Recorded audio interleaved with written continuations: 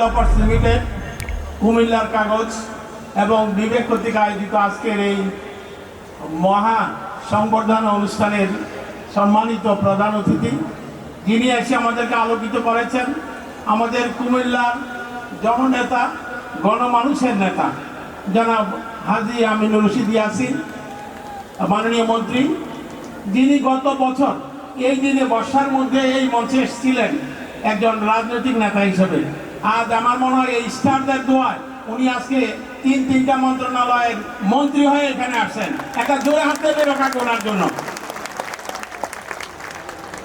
আমরা প্রায় 2010 সাল থেকে সরাসরি জড়িত কুমিল্লার কাগজের সাথে, এই উদ্যোগের সাথে। আমি কুমিল্লার কাগজ আবুল কাসেম হৃদয়কে ধন্যবাদ জানাই। এই যে সুন্দর একটা উদ্যোগ সে নিয়েছে, তার সাথে আমরা থাকতে পেরেছি, এখন পর্যন্ত আছি। করোনা এবং গত স্বৈরাচার সরকারের কয়েকটা বছর ছাড়া আমরা কিন্তু এটা নিয়মিত করতে পেরেছি। তো আমরা এই ধারা অব্যাহত রাখবো।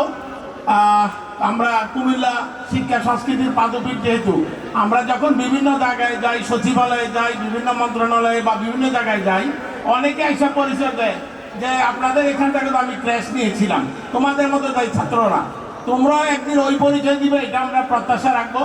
তো আমি একটু জানতে চাবো, এখানে ডাক্তার, ইঞ্জিনিয়ার, প্রফেসর কারা হবে? তুমি হাত তুলবে।